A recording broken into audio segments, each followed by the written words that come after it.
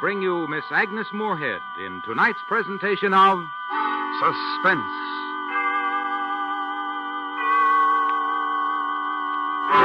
Tonight presents the first radio adaptation of one of the most amazing human documents ever written, the personal diary of Emily Wooldridge, which she called The Wreck of the Maid of Athens.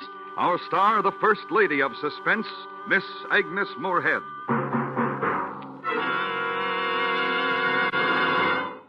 And now presents Emily Wooldridge's The Wreck of the Maid of Athens, starring Miss Agnes Moorehead, hoping once again to keep you in suspense.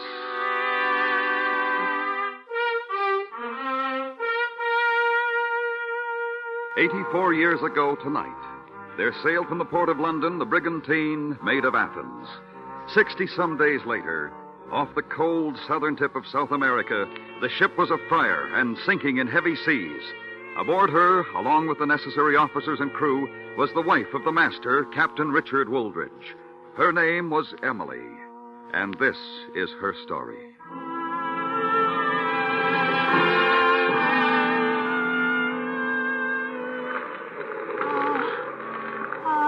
First mate's overside, sir. He was trying to free the port lifeboats. We can't go after him. Those boats are jammed. We'll never use them. Very well.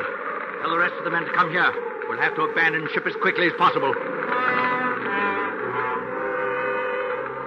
Perhaps the most terrible thing of all was the fact that there wasn't room in the lifeboats for all the men. Always in my memory will live the picture of those who fought to live and who died so hopelessly in those cold seas.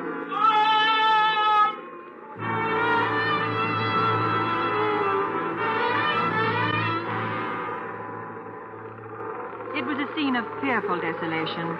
Great waves seemed to swallow in their troughs our two surviving lifeboats. And when we were lifted to their crests, the sight of the burning ship met our eyes. The gallant Maid of Athens. She seemed to me the loneliest thing I'd ever seen as we deserted her.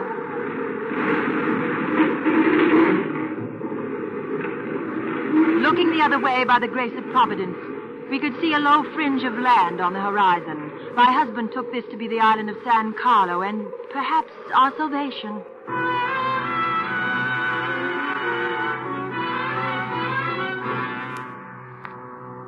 But when we arrived near the shore, we found that instead of safety, we had run on even greater danger in the heavy surf that pounded the rocky island.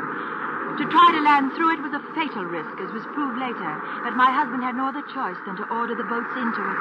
Stern around! The second boat there! Stern around! Stern to shore! Keep your bows into the surf! Get alongside us and do as we do! Steady now! Keep us standing properly! On the ready now! All right now, follow it in!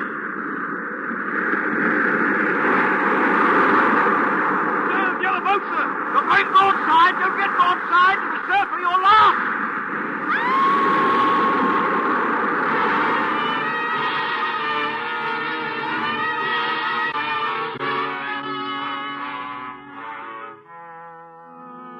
Except for the vision of a wave towering over us, high as a mountain and falling on us, I have no memory of coming ashore. As though awaking, no, not quite awaking, from a nightmare, I saw our boat overturned on a tiny strip of sand. I saw my husband and the men who had survived the landing, and I saw the bodies of those from the second boat who had not. My husband was pulling the last of these from the angry surf. Then he was bending over me where I lay. You all right, my dear? Yes. And you? I'm quite all right. But the poor devils in the other boat. Oh, yes, I know. Besides us, there are only 4 left now. Hayward, Oates, Roberts, and old Rawson. There was nothing I could do to save the others. Of course there wasn't. Everyone knows you did everything you could do. I hope so. Can you stand up? Yes, I think I... Oh, Dick, do the rest of us have a chance? A very good chance. Come along. We'll go further up the shore and build a shelter of some sort. It's a nasty cold wind. Hey, Captain! Yes, Lawson. He and the others have been talking. We'd like a word with you, if you don't mind. Oh, of course. What is it? We've lost a number of our chums, as you well know. Oh, I do know, Lawson. I'm terribly sorry. Not much good being sorry, is it? Not going to help any of the poor blokes, is it? Well, just what do you mean, Lawson? I feel our losses greatly, if not greater than you do. Now, what do you mean? The way we've been talking, easy to say how sorry you are after the damage is done, but what we want to know is why wasn't something done to prevent it from happening? I don't think I quite understand you.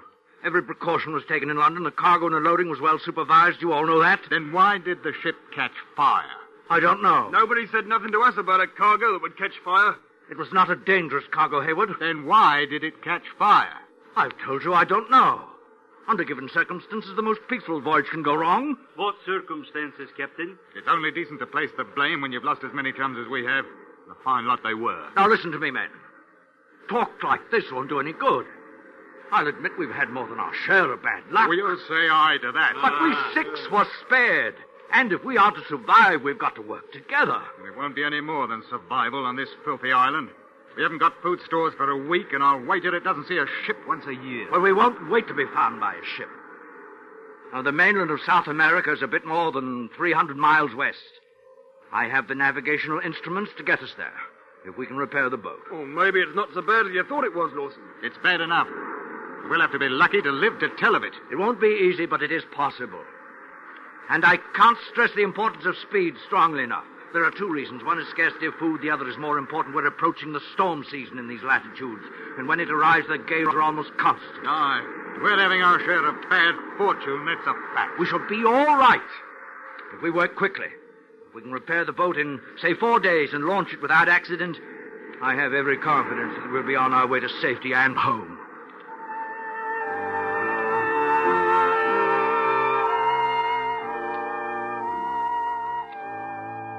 Darkness fell as Lawson and the others buried the dead. A thick fog settled on the island, and in spite of exhaustion, the dampness and cold made sleep out of the question. We spent the night huddled over fires, one for the crew and one for my husband and me. We were separated from the men by only a few paces, and although nothing further was said, there was a tension between the two groups.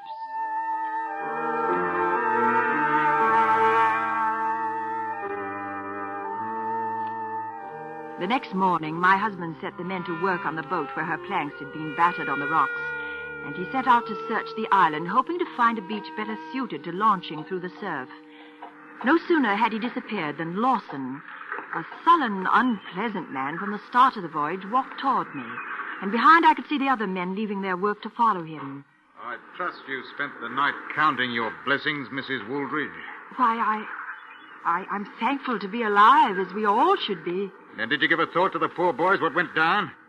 And then we buried? Of course. My husband told you men to repair the boat. Why aren't you doing it? We want you to hear what we have to say. Well, what do you want with me? What is it? The day you stepped aboard in London, I said there was going to be trouble. I told the boys, the ones that's dead and gone now, a woman at sea is a deadly thing. I told them. Yes, we didn't half believe him then, but we do now. But you can't believe it. There's no truth in it. It's only a superstition. Aye, and one with some meaning behind it. Do you know the history of the Maid of Athens? Yeah, well, I do. 42 voyages she had. 42, not a sea she hadn't crossed through fair weather and foul. And she'd never carried a woman until you came aboard. Well, what do you say to that? Well, it doesn't mean anything. It does. We got more proof on our side than you have on yours. We saw the ship go down. It isn't proof. Listen to this. I've sailed for 32 years with good fortune all the way. That is, until this trip. How do you answer that? There is no answer. But then you admit that you're the cause of the trouble. I do not. You're acting like children. Children, you say? You should be speaking of the poor fatherless children of them that went down, made orphans by a fire that nobody can explain. And maybe you can. Well, now, the rest of you, listen to me. There's no one to blame. When you're carrying cotton, and if it gets damp, sometimes the weight of it causes pressure and friction and fires start. It's happened before. When? I don't know, but it does happen. My husband told me it did. Any of you chums ever hear of anything like that? A fire starting because cotton is wet? In 12 years at sea, I never did. It happened because a woman at sea is a deadly thing. You've caused it. There's no doubt of it. That's not true. Can you prove that it's not? Well, one needs facts to disprove something, and you accuse me without facts. What you mean is you can't prove we're wrong. Well, we take that as your confession. Eh, lads? It is not. It is not. I have nothing to confess. You brought us this trouble, and we all know it.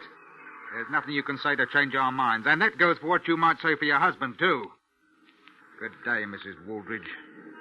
Come on, lads.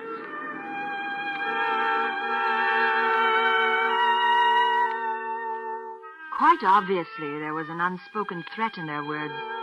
And although I hoped that I had maintained my composure in front of them, I was frightened. Considering the problems already weighing upon my husband, it was my play to keep this fear to myself.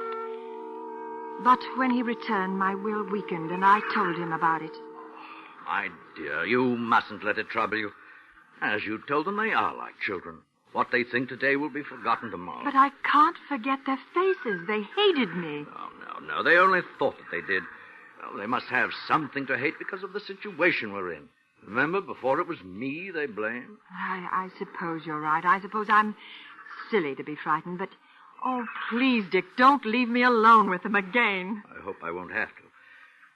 But if I do mind to have courage and know that although they are simple in their logic, they are good seamen and are very important to us.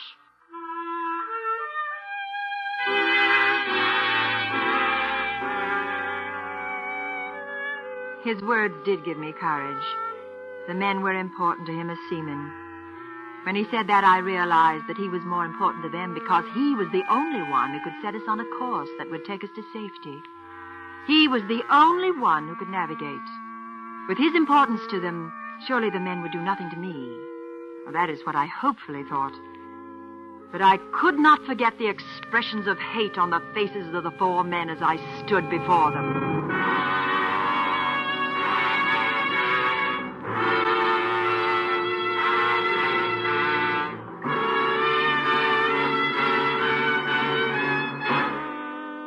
Bringing you Miss Agnes Moorehead in Emily Wooldridge's The Wreck of the Maid of Athens. Tonight's presentation in radio's outstanding theater of thrills, Suspense.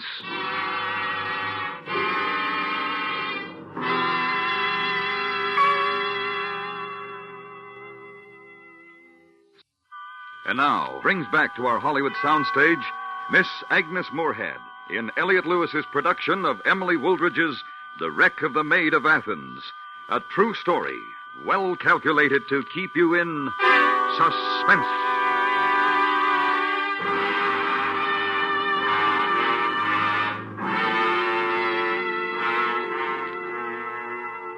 Thinking back to my meeting with Lawson and the men, it was impossible for me to understand how they could be so blind. But when one remembers the witchcraft trials in Salem and the burning of witches in Europe, then one realizes that humans have often used demons and superstitions when no reasonable cause for a situation can be found.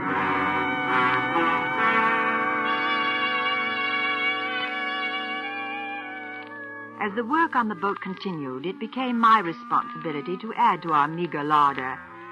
With some rough hooks fashioned by my husband and some stout cordage secured to the rocks, I fished. Although I checked these set lines often, even at night when sleep was impossible, the results were disappointing. I thought it possible that the attitudes of the men would soften toward me because of my efforts to better conditions, but there were no indications that this change was taking place, only dark, accusing looks. One, Hayward, the youngest of them, seemed less hateful than the others. He averted his eyes when I looked at him. That evening of the second day, Lawson paid a visit on my husband. A visit that made my fears all the more real. Top of the evening to you, Captain. Thank you, Lawson. Mrs. Wooldridge. Good evening. Although the top of the evening ain't worth anything on this rotten wet island, I hope you don't mind my coming, sir. Of course not, Lawson. What is it? Are you satisfied with the way the work is going, sir? Yes, I am more than satisfied. To be quite honest, considering the mood you men were in the day we arrived, I expected trouble. I'm thankful that there hasn't been any. A bit upset we were losing all those chums. But it's survival of the fittest, I suppose. When do you think we'll be ready to leave? I should say it will depend on the surf. Oh, the boat should be fit day after tomorrow. But if the surf is heavy, we won't be able to launch safely here, and we'll have to move to the other beach. And that'll take a day. The fourth day, then? Yes, I should say so, barring any trouble, that is. Yes, sir. Now, I wouldn't want you to think that I'm expecting anything bad to happen, sir. It was the boys that asked me to talk to you about this. About what? The way they feel, sir. Well, we're all in this together, everybody equal, taking the same chances. Yes, that's right. Going through that surf and trying to make the crossing to the mainland. Anything might happen to any one of us. Yes, that's true, too. Well, what the boys mean, sir, is that right now everybody's not quite equal, and that's because you're the only one who can keep us on course once we start. I suppose I am, yes. Yeah. Well, now, I repeat, we aren't looking for anything bad to happen, but suppose it did. To you. Then where would the rest of us be? What with 300 miles of ocean to cross and none of us knowing how to keep us on a course? I see. You want me to teach you navigation? No. Emily. Not just me, sir. All of us. No, don't do it. What's come over you, my dear? Well, they're up to something. I don't know what's upset you, Mrs. Woolridge. We're thinking of you, too. The captain wouldn't want you to drift about until you died of thirst in case something happens to him. Right, sir? Well, that's quite right. But I'll tell you what upset Mrs. Woolridge. Perhaps we can straighten it out. You told her she was to blame for our misfortune merely because she was aboard. It was a ridiculous thing for you to say, and it frightened her. Well, some of the chums got to talking about it, and they got a bit excited. It wasn't the other men. It was you. I only said what they told me to, Mrs. Woolridge, and I'm sorry that I did. None of us... Has there been any more conversation about it? Oh, no, sir, no. The only thing they talk about now is getting home. I don't suppose we're much for brains, sir, but do you think we could learn navigation? Oh, yes. At least enough to reach the coast. Then one could feel his way until he reached a port. We'll have the first lesson tonight. Thank you, sir. The boys will be pleased to hear this. I'll be with you in a moment, then. Night, Mrs. Woolridge. Oh, please, Dick. Please don't teach them. If you do, you won't be important to them any longer. They'll be in control. I know that that's what they want. They're evil men, Dick, capable of anything. What if they left us here? Oh, Emily, stop it. Stop it. Oh, in a situation like this, we must be realistic. It's for the good of all that the men should learn to navigate.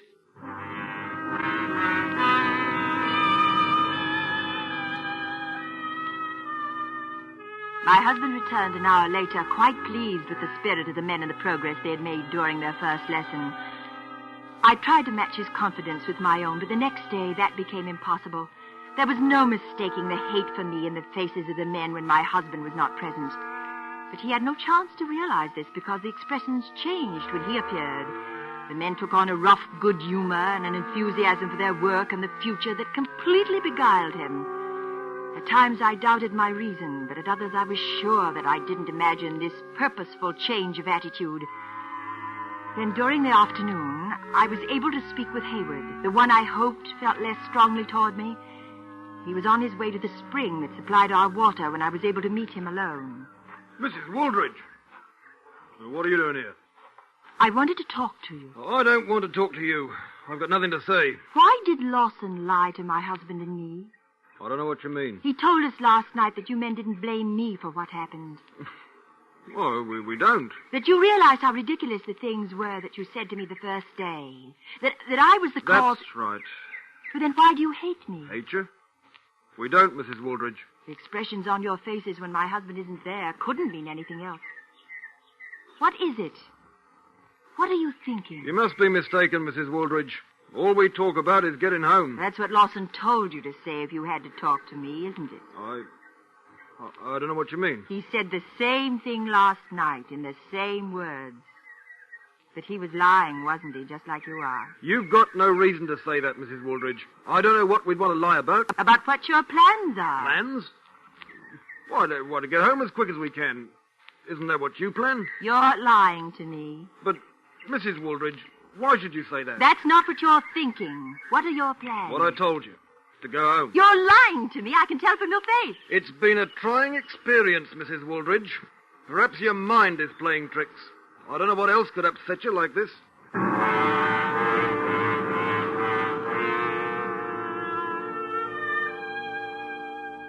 Final repairs on the boat were completed that day, and all of the next was consumed in moving it to the safer beach. The surf was not as high as the shore was protected by a curve of reef from which I cast my set lines. The crashing waves caused terrible currents, and the frightening prospect of maneuvering a boat through them was real enough to keep my mind clear of my other fears, which seemed to have no basis at the moment. At nightfall, I was huddled close to our fire as my husband awoke from a short nap. Oh. How long have I slept? No more than an hour. Seemed like days. I will sleep days once I get into a bed again. What luxury that'll be, eh? Oh, I hope everything will be all right tomorrow, and with the crossing. No reason it shouldn't be. Stout boat. We're with the prevailing winds. No, you don't have to make it sound easy for me, you know. Just tell me if there's a good chance of reaching safety. There's a very good chance, Emily. Oh. And I must say that I'm happy to see your mood improved. Morale will be most important when we're at sea. Well, I'll help the best I can. I know you will, my dear. Oh, Captain! Oh, Lawson, yes. What is it? I hope you don't mind the boys are a bit uneasy tonight. They asked me to come. Anything wrong? Nothing special, sir. They wonder if you could tell them where we'll land. Roughly, that is. They wanted me to ask if you'd talk to them for a bit. I suppose they are uneasy. Yes, I'll have a word with them. Oh, they'd like that, sir. You know, myself, I'm not troubled. I'd say it's in the lap of the gods, so while you go to see them, I think I'll have a look at the beach again, see how the surf is running. I think that'd be a good idea. Let me know how the currents are crossing, will you? Aye, sir. Well, I'll be back in a few minutes. No, don't leave Only me. a few moments, Emily, dear. Now, you try to rest.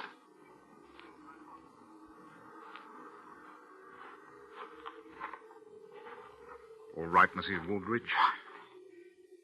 What are you going to do? Nothing, Mrs. Wooldridge. But you, it's time to tend your set lines out on the surf. I think I'll go with you in case you have an accident on those slippery rocks in the dark. No, I'm going to do it in the morning. You've done it before at night. You've killed enough men, and now it's an eye for an eye. I haven't killed anybody. You're insane. My husband... You'll kill him if you call for him. The boys are ready to take care of him if you do. And we don't need him anymore. Oh, I knew. It's all up to you, Mrs. Wooldridge. Ain't fair of you to risk us all when a slip off the reef will save us. I won't shout. Come along, then. We've seen what a woman at sea brings about, but it won't happen again in the small boat.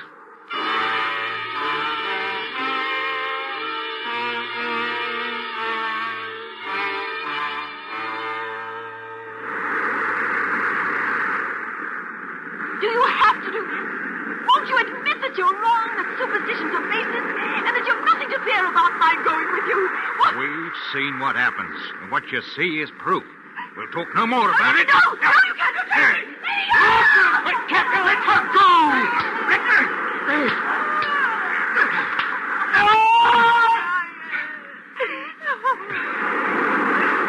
It's all right now, Emily. Everything's all right. But thank heaven the other men were more human than Lawson. They let him lead them until tonight, but they couldn't justify murder, and told me what he planned to do.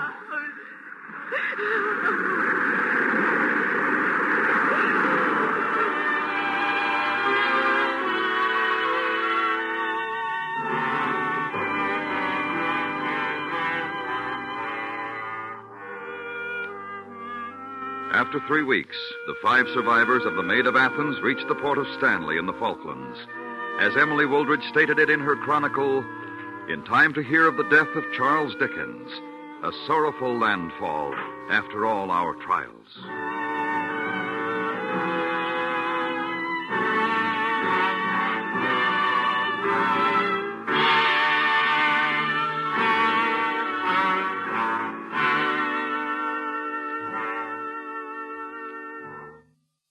Suspense. Tonight's star, Miss Agnes Moorehead. Suspense.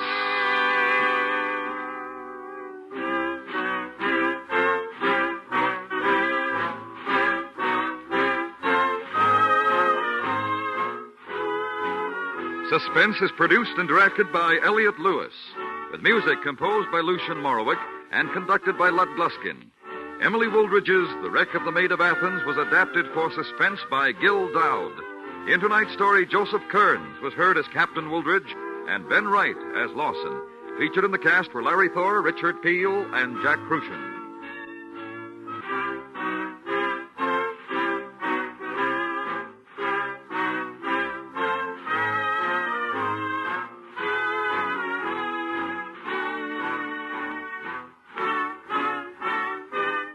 This is the CBS Radio Network.